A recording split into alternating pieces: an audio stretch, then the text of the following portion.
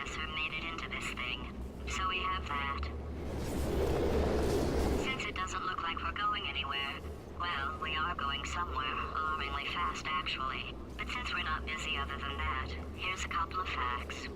He's not just a regular moron. He's the product of the greatest minds of a generation, working together with the express purpose of building the dumbest moron who ever lived. And you just put him in charge of the entire facility. Good, that's still working. Hey, just in case this pit isn't actually bottomless, do you think maybe you could unstrap one of those long fall boots of yours and shove me into it? Just remember to land on one foot.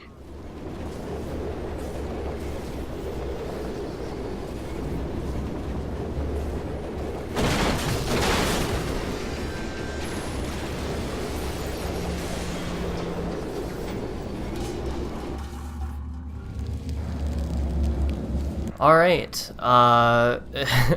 there was about a month's time in between the end of that cutscene and the gameplay that you're seeing here. And as you can imagine, the result of that is that I was wildly out of practice for this game. Because, yeah, I recorded the first bit of gameplay for the last 4 videos on September 7th, and I recorded this about a week ago, so that gives you an idea of just how sporadic and unregimented my approach to making shit is. But I've been busy, as always. It is the midpoint, or a little bit after the midpoint of the school semester. So haven't really gotten to do that many fun things lately. Haven't really been out to the movies or anything like that. Just been working on editing projects. I'm gonna go do that in like an hour when I'm done recording this, actually. And I'll be putting together the rough cut of our project over the course of this week, so it's pretty much what I've been focusing on, that and writing papers for the midpoints of all my classes before fall break. And there will be there's not really even any point in saying that there will be a hiatus during the week of Thanksgiving, because I won't be at home, or I'll be at my parents' house, and I will not have access to any computers that can actually do things. But it's kind of pointless to even do that, because I go over a week without uploading pretty much all the time, so I don't think anyone will be missing out on much more than usual. But I mean it more so just to announce that, like, even my ability to try to make videos will be handicapped during that time. But it'll be good. It'll be good to go home and be with the fam and not be working on stuff all the time. So anyway, yeah, this is the next portion of this game is underneath the Aperture laboratories, miles and miles underground, which is really wacky to think about. And we are actually going to be introduced to a new character pretty shortly, in a couple of minutes, I think. Couple new characters, actually, but really one. And we'll get to them when we get to them, I suppose.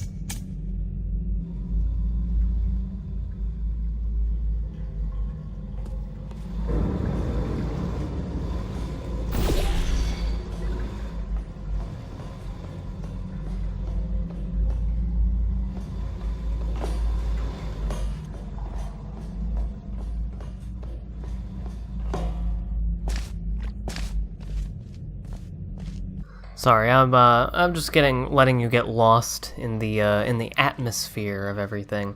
I really enjoy this section of the game, even though the puzzles in it are a little tough. Just because I really like the atmospheric nature of I think that's really where this is the portion of the game where Valve really put an emphasis on the location, because it's not just going through test chambers anymore or like interacting with story things necessarily, but just stuff like this where just to get ahead through this weird area, which I guess is a testing chamber as we'll find out later, but like a trial testing chamber. You'll see.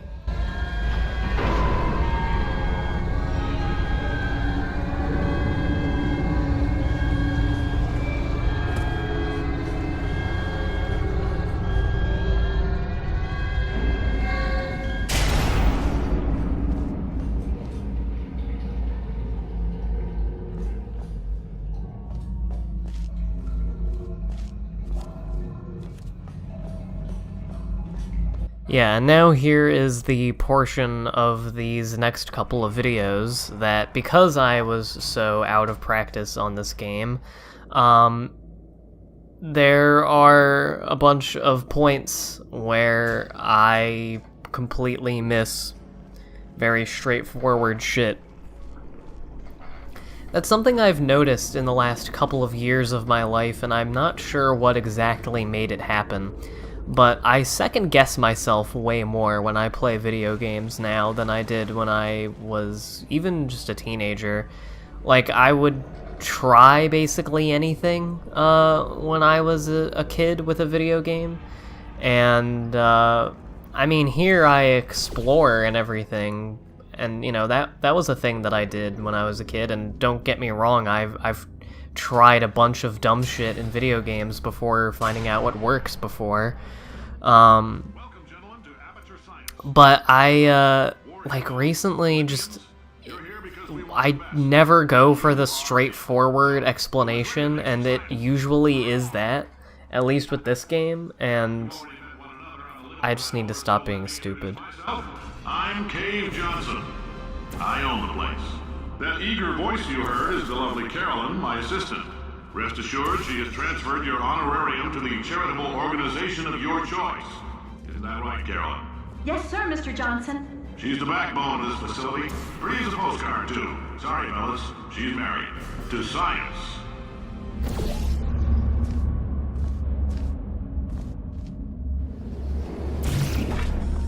So yeah, if in these scenarios you have already figured out exactly what I'm supposed to be doing here, and you're screaming at your screen for me to figure it out, I'm doing that too now, but I record the gameplay for these at like 3 o'clock in the morning, and I'm all, you know, my brain is already fucking fried. And I'm constantly trying to do, like, what I think is the quickest option, because I don't want to waste time, but that just ends up wasting time. But yeah, this is what you do. This is how you go forward. Took me forever to do it. It's also just been a really long time since I've played this game. Personally oversee every one of them, so these pre-recorded messages will cover any questions you might have and respond to any incidents that may occur in the course of your science adventure. Your test assignment will vary depending on the manner in which you have bent the world to your will. Those of you helping us test the repulsion gel today, just follow the blue line on the floor. Those of you who volunteered to be injected with praying mantis DNA, I've got some good news and some bad news. Bad news is we're postponing those tests indefinitely. Good news is we've got a much better test for you. Fighting an army of mantis men. Pick up a rifle and follow the yellow line. You'll know when the test starts. So yeah, right now we have traded GLaDOS and Wheatley for Cave Johnson, with some minor cameos from Carolyn, who we'll hear more about later on. And this section of the game, for those who don't know, is basically where we learn the history of Aperture Science and all of the trial testing chambers that came before Shell, the player character, prior to her, that they had going on underground here, that they built the test chambers from the first game and the beginning of this game on top of. And yeah, the result is some very spooky, mechanical-y atmospheres, and me being incredibly confused. Because, I mean, these are the same kinds of puzzles of movement and getting around, and all of the same laws of physics apply, and a lot of the same mechanics apply, except there are no turrets in this section. There are turrets later, and they get more of a pain in the ass. Yeah, we're not completely done with testing chambers quite yet. We're gonna see a couple more later, but these are just kind of huge, wide open spaces that you kind of just have to walk around and figure out exactly where you're supposed to go and everything. And yeah, I wanted to be real careful there.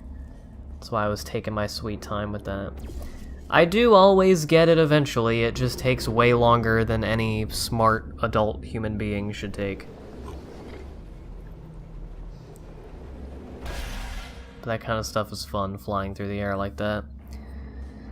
But yeah, I just second guess myself all the fucking time when I play video games now, and I'm not really sure where it comes from. I think the main thing, like I said, is that, like, I don't want to waste time, because one thing that being in college and just being an adult in general, as someone who is incredibly lazy their entire life, an effect that has had on me is that I'm incredibly paranoid about time and about running out of time and wasting time. And the problem with that is that anxiety has not made me any significant degree better at managing my time or figuring out what to do with my time. It's just made me anxious about whether or not I'm wasting time, and one of the products of that has been that I'll often spend a lot of time doing basically nothing because I'm trying to think of what thing I should do. Like, I think of how much time I have before I have to do another thing, and I try to think of, like, well, what is the best crossover of what I want to do and what I would find to be productive to be getting done, and can I fit it in this amount of time, and a bunch of other factors, and I end up just doing nothing and accomplishing nothing of worth, because I'm just busy being anxious about everything that, you know, every possible thing I could be using my time for that I'm not. So yeah, I would really like to learn how to manage that shit, because so far all I have to show for my increasing awareness of the fact that I'm lazy and that I need to not be, and that my time on Earth is limited, is just being extremely anxious all the time about whether or not I am using my time properly. Which can also bring up problems with, like, people in my life if I am devoting time to them. You know, there's always a voice in the back of my mind wondering if I should be working on something instead, or if I'm missing out on an opportunity for alone time, which I don't get very much of. And, you know, what I should be using that alone time for. I basically come out of pretty much every situation in my life feeling like I've wasted time, even if I've done something objectively, like, productive. And, it's not a good way to live. This is the kind of content you get from me, is, me being shitty at a video game in the past while I talk about my personal problems.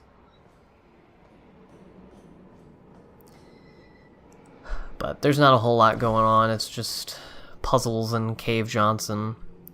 I do like that Cave Johnson gives us a little bit of a break from the verbal abuse from GLaDOS and a little bit of the, like, very talkative, bumbling man complex of Wheatley. I'm not sure what exactly, like a cowardly, what a babbly guy. I guess now he's evil. I don't actually think Wheatley is evil, given we'll see more of him later, and I don't think there's necessarily malice, just a lot of jealousy and stupidity and hot-headedness, which isn't good. Just, it's not, I am doing this because I am evil and have evil goals, necessarily. Just a need for control after a life of being not in control. But Cave Johnson, at least later on, will mostly be, a lot of his comedy comes from listing all the various health hazards of the doing of science that Aperture is in charge of. Which, as you can imagine, will only escalate as the game goes on.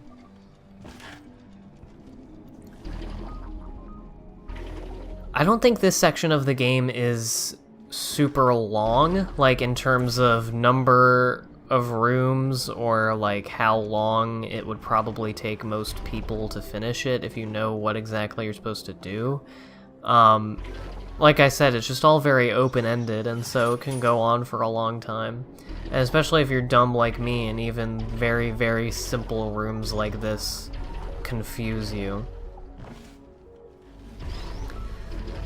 So yeah, I fucked around in this room, like, for like 5 full minutes when I recorded this, because I, for some reason, did not think I needed to go back through this Emancipation Grill. So I put that thing on the button and then just sat in there for a minute before finally just being like, oh, there's other shit in here, and that's what the button affects. I mean, it's not like they don't put that shit there. You can follow the dots from the button to what they are controlling. And then here I, like, got all hesitant and then just ended up ruining my momentum entirely and having to start from the beginning. This is the kind of shit that I do when it's late at night and I'm worried about if I'm doing the right thing on the recording. I'm just full of dog shit. You got covered in that repulsion gel. Here's some advice the lab boys gave me. Do not get covered in the repulsion gel. We haven't entirely nailed down what element it is yet, but I'll tell you this, it's a lively one, and it does not like the human skeleton.